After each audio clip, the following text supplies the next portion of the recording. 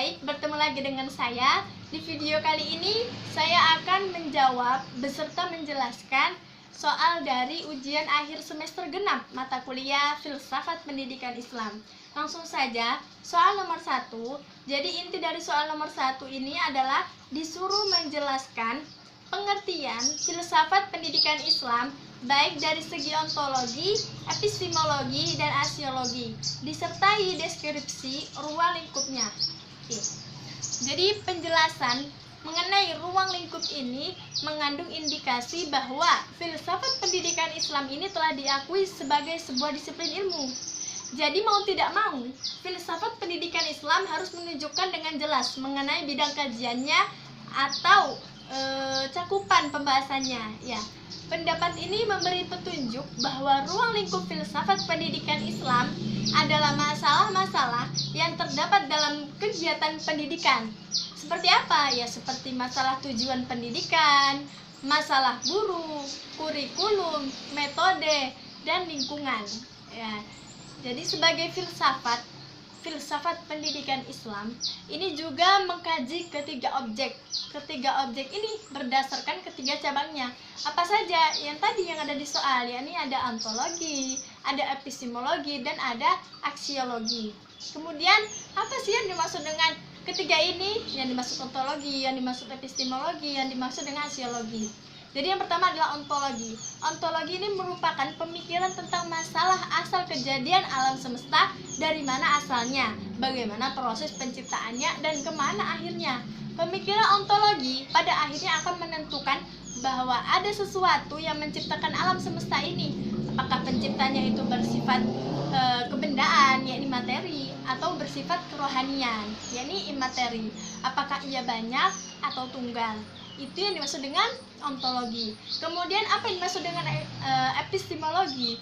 Jadi epistemologi ini merupakan pemikiran tentang apa dan bagaimana sumber pengetahuan manusia diperoleh, apakah dari akal pikiran, apakah dari pengalaman indrawi, apakah dari perasaan atau ilustrasi, apakah dari Tuhan. Ya, itu epistemologi. Kemudian yang terakhir yakni aksiologi. Jadi kalau aksiologi ini merupakan pemikiran tentang masalah nilai-nilai, misalnya nilai moral, etika, estetika, nilai religius, dan sebagainya. Menurut George Thomas, aksiologi ini mengandung pengertian yang lebih luas daripada etika atau nilai kehidupan yang bersifat atau yang bertaraf lebih tinggi. Ya, jadi itu adalah jawaban dari soal nomor 1. Baik, lanjut soal yang kedua atau soal nomor 2, yakni jelaskan aliran pendidikan konservatif, rasional, religius, dan pragmatis. Jadi aliran yang pertama yaitu aliran konservatif atau disebut dengan al-muhafid, dengan tokoh utamanya adalah Imam Al-Ghazali. Mereka memaknai ilmu dengan pengertian sempit, yaitu hanya mencakup ilmu-ilmu yang bersifat keagamaan. Kesimpulan dari aliran ini bahwa pemikiran utama aliran konservatif adalah ilmu al-hal, yakni ilmu yang dibutuhkan saat sekarang, yang bisa membawa manfaat di akhirat. Kemudian yang kedua adalah aliran rasional religius, ya, atau yang disebut dengan Al-Dini Al-Aqlani, dengan tokoh utamanya yaitu Ikhwan As-Sofa, menganggap semua disiplin ilmu itu adalah penting, ya. Mereka lebih luas dalam merumuskan ilmu pengetahuan dan indera adalah sumber utama ilmu pengetahuan. Kemudian yang ketiga, aliran pragmatis, ya. Aliran pragmatis ini juga bisa disebut dengan Al-Baroi. Ya, tokoh aliran ini adalah Ibnu Khaldun. Menurutnya, pendidikan bukan hanya bertujuan untuk mendapatkan ilmu pengetahuan, akan tetapi juga untuk mendapatkan keahlian duniawi dan ukhrawi. Keduanya harus memberikan keuntungan. Itu tadi penjelasan dari ketiga aliran. Ada aliran konservatif, ada aliran rasional religius, dan ada aliran pragmatis. Selanjutnya nomor yang ketiga, yakni di nomor 3 ini singkatnya itu adalah disuruh memberi penjelasan mengenai konsep pendidikan Islam menurut Imam Al-Ghazali. Imam Ibnu Khaldun, Kiai Haji Hasyim Asy'ari, Imam Az-Zarnuji, dan Imam Abdullah Nasiulwan. Ya. Jadi yang pertama ada Imam Al-Ghazali. Jadi menurut Imam Al-Ghazali, pendidikan Islam yaitu pendidikan yang berupaya dalam pembentukan insan paripurnama, baik di dunia maupun di akhirat. Menurut Imam Al-Ghazali pula, manusia itu dapat mencapai kesempurnaan apabila ia mau berusaha mencari ilmu dan selanjutnya mengamalkan. Jadi tidak hanya sekedar mencari ilmu, harus diamalkan juga ya, melalui ilmu pengetahuan yang dipelajarinya. Kemudian Imam Ibnu Khaldun. Kalau Imam Ibnu Khaldun ini, pandangan Imam Ibnu Khaldun tentang pendidikan itu berpijak pada konsep pendekatan filosofis empiris. Melalui pendekatan ini, ia memberikan arahan terhadap visi tujuan pendidikan Islam secara ideal dan praktis. Adapun tujuan pendidikan Islam ini adalah mencari ridha Allah Subhanahu wa taala. Terus yang ketiga itu tadi ada Kiai Haji Hasyim Asy'ari. Kalau pemikiran Kiai Haji Hasyim Asy'ari ini dalam bidang pendidikan lebih menekankan pada etika dalam pendidikan. Meski tidak menafikan beberapa aspek pendidikan lainnya. Pendapat beliau ini searah dengan pemikiran Imam Al-Ghazali yang lebih menekankan pada pendidikan rohani. Terus itu tadi juga ada Imam Syekh Az-Zarnuji ya. Beliau ini adalah pengarang kitab Ta'lim Ta'lim, salah satu kitabnya. Nah, kalau menurut beliau ini pendidikan Islam itu adalah pendidikan yang memiliki tujuan dalam hal harus berniat untuk mencari ridha Allah. Kemudian caranya ialah dengan memilih guru yang lebih alim, kemudian lebih warok dan lebih tua. Seorang yang menuntut ilmu ini harus memiliki kepribadian yang baik. Jadi Syekh Az-Zarnuji memberikan metode menghafal, kemudian metode mencatat, metode diskusi dan memahami merupakan poin dalam menuntut ilmu. Dan itu semua ada di kitab Ta'lim Ta'lim cara-caranya. Kemudian yang kelima tadi ada konsep pendidikan anak menurut Abdullah Nasiulwan. Jadi beliau ini adalah salah satu cendekiawan muslim yang sangat menaruh perhatian besar terhadap konsep pendidikan yang akan diterapkan kepada anak ya. Jadi pemilihan salah satu karya beliau yaitu Tarbiyatul Alwad fil Islam, pendidikan anak dalam Islam. Ini untuk dijadikan bahan penelitian karena mengandung konsep yang sangat bagus untuk diterapkan oleh para pelaku pendidikan dalam proses pendidikan. Ya, itu menurut Imam Abdullah Nasiulwan. Itu jawaban dari soal nomor 3. Soal selanjutnya yakni soal nomor 4. Kalau soal nomor 4 ini disuruh menjelaskan ciri khas dari filsafat pendidikan idealisme, filsafat pendidikan realisme, filsafat pendidikan materialisme, filsafat pendidikan pragmatisme, filsafat pendidikan eksistensialisme, filsafat pendidikan progresivisme, filsafat pendidikan pluralisme, dan filsafat pendidikan esensialisme, serta bagaimana kontribusinya terhadap pendidikan agama Islam. Ya, jadi pertama tadi ada filsafat idealisme. Jadi ciri khasnya ini adalah memandang bahwa realitas yang sesungguhnya dalam kehidupan ini adalah ide-ide, akal, pikiran. Intinya bukan benda atau material, karena benda atau material ini hakikatnya berasal dari ide-ide. Dalam pendidikan agama Islam, idealisme ini merupakan suatu aliran yang berkontribusi besar demi kemajuan pendidikan. Idealisme ini mengembangkan pemikiran peserta didik sehingga menjadikan peserta didik mampu menggunakan akal pikiran atau idenya dengan baik dalam mengembangkan ilmu pengetahuan. Kemudian ada juga aliran realisme. Jadi ciri khusus aliran ini berpendapat bahwa semua benda yang tampak itu adalah nyata, real ya, bukan hanya bayangan. Filsafat pendidikan realisme merupakan aliran dalam ilmu pengetahuan yang mempersoalkan objek pengetahuan manusia.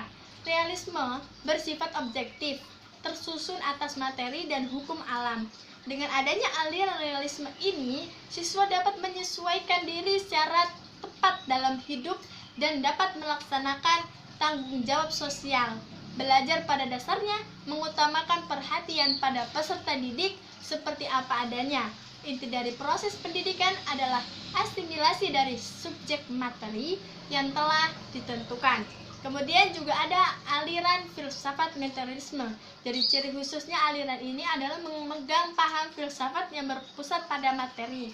Materi yang dimaksud pada aliran ini itu bukanlah harta, tetapi segala sesuatu yang berwujud dan dapat ditangkap jelas oleh panca indera.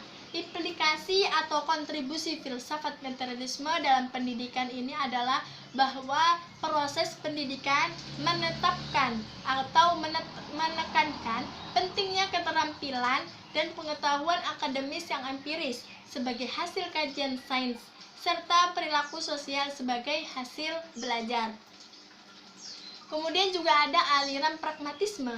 Jadi aliran pragmatisme ini memiliki 3 ciri, yaitu ada memusatkan perhatian pada hal-hal dalam jangkauan pengalaman indera manusia. Terus yang kedua ada apa yang dipandang benar adalah apa yang berguna atau berfungsi. Kemudian yang ketiga itu adalah manusia bertanggung jawab atas nilai-nilai dalam masyarakat. Dan ini menurut pendapat George Knight, ya. Jadi analisis dan kontribusi pragmatisme terhadap pendidikan ini tampaklah dalam implikasinya.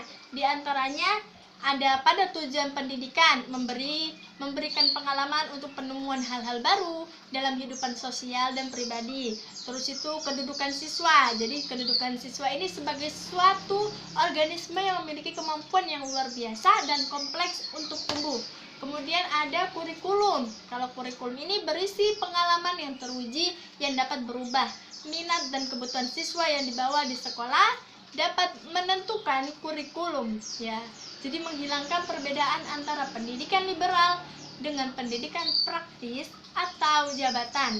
Kemudian metode. Kalau metode ini memunculkan metode aktif, yaitu learning by doing, yakni belajar sambil bekerja, dan problem solving, ya. Terus ada juga peran guru untuk mengawasi dan membimbing pengalaman belajar siswa tanpa mengganggu minat dan kebutuhannya. Kemudian ada aliran filsafat eksistensi, ya. Jadi ciri khusus filsafat pendidikan ini memiliki suatu pandangan bahwa hakikat manusia adalah suatu eksistensi dari manusia itu sendiri. Karena manusia akan memiliki sebuah esensi jika mereka lebih dulu eksis dalam dunia nyata, dan esensinya akan muncul ketika ia sudah mati. Kontribusinya ialah mendorong setiap individu agar mampu mengembangkan semua potensinya untuk pemenuhan diri. Kemudian ada aliran progresivisme. Jadi ciri-ciri pendidikan progresivisme ini adalah yang pertama ada pendidikan dalam kebudayaan liberal. Kemudian yang kedua ada menjadi pelopor pembaruan ide-ide lama menuju asas-asas baru yang menyongsong kebudayaan dan zaman baru. Kemudian yang ketiga itu peralihan menuju kebudayaan baru. Filsafat progresisme telah memberikan kontribusi besar di dunia pendidikan yang telah meletakkan dasar-dasar kemerdekaan dan kebebasan kepada peserta didik. Jadi peserta didik ini diberikan kebebasan secara fisik maupun cara berpikir guna mengembangkan bakat, kreativitas, dan kemampuannya yang terpendam dalam dirinya tanpa terhambat oleh rintangan. Itu adalah progresivisme. Kemudian ada juga namanya aliran prenisme. Jadi aliran ini memiliki ciri khas yaitu mengambil satu jalan regresif atau kembali pada nilai-nilai pendidikan dan prinsip dasar pendidikan pada masa lampau. Aliran ini menyatakan bahwa suatu realita memiliki sebuah tujuan tertentu. Aliran ini menyatakan bahwa belajar merupakan suatu latihan disiplin yang tetap. Prenisme menyatakan bahwa kenyataan tertinggi adalah di balik alam. Kemudian ada aliran filsafat pendidikan esensialisme. Jadi menurut William Buckley adalah sebagai berikut. Ya, yang pertama ada minat-minat yang kuat dan tahan lama, sering tumbuh dari upaya-upaya belajar awal yang memikat atau menarik perhatian, bukan karena dorongan dari dalam jiwa. Kemudian yang kedua itu adalah pengawasan, pengarahan, dan bimbingan orang yang belum dewasa. Adalah melekat dalam masa balita yang panjang atau keharusan ketergantungan yang khusus pada spesies manusia. Kemudian mendisiplin diri harus menjadi tujuan pendidikan. Maka menegakkan disiplin adalah suatu cara yang diperlukan untuk mencapai tujuan tersebut ya. Kemudian esensialisme ini menawarkan teori yang kokoh kuat tentang pendidikan, sedangkan sekolah-sekolah pesaingannya ini memberi sebuah teori yang lemah. Itu adalah jawaban dari soal nomor 4. Baik, soal yang terakhir, yakni soal yang kelima, ini disuruh coba Anda analisis dan beri tanggapan mengenai konsep merdeka belajar merdeka dalam perspektif filsafat pendidikan Islam. Ya, jadi konsep merdeka belajar yang dirumuskan oleh Mendikbud Nadiem Makarim ini sejalan dengan konsep yang dijelaskan oleh Ki Hajar Dewantara yang menekankan pentingnya prinsip kemerdekaan pada peserta didik. Ya, sehingga pendidik ini bukan hanya menuangkan air ke dalam botol, namun juga memberikan kesempatan bagi peserta didik untuk mengembangkan potensinya, untuk berdiri sendiri, namun tetap dalam pantauan guru dan orang tua. Agar apa? Yakni agar potensi nilai dirinya tidak ke arah hal negatif. Ya, peran pendidik ini tidaklah menjadi manusia yang seakan mengetahui segalanya, akan tetapi pendidik berperan menjadi fasilitator bagi peserta didik dengan apa? Yakni dengan adanya saling menerima dan memberi pengetahuan. Ya. Jadi konsep menurut saya setelah saya analisis ini, jadi ini adalah termasuk dari salah satu aliran yang tadi ya. Ada aliran progresivisme yang dikembangkan oleh Dewey. Ini menekankan kurikulum pendidikan yang tidak terlalu padat. Ya. Hal ini telah dikonsepkan oleh Mendikbud bahwa harus ada pemangkasan mata pelajaran di sekolah agar tidak terlalu banyak dan padat. Terlalu banyak mata pelajaran akan berdampak pada tingkat stres peserta didik. Ya, dunia pendidikan hendaklah dapat membuat siswa ini menikmati proses pembelajarannya, bukan untuk dibebani oleh mata pelajaran dan kurikulum yang ada. Jadi maksud dari konsep merdeka belajar atau belajar merdeka ini sudah juga diterapkan di sekolah saya dulu, di sekolah Madrasah Ali Tikok Malang, yakni adanya pemangkasan. Jadi kita ada full day, jadi Sabtu Ahad itu libur. Dan itu juga seperti yang di angkatan saya juga, jadi UN terakhir itu di angkatan saya, UN ditiadakan di angkatan saya ini 2020, dan itu juga termasuk salah satu contoh dari konsep merdeka belajar merdeka. Baik, mungkin itu saja yang dapat saya sampaikan. Kurang lebihnya saya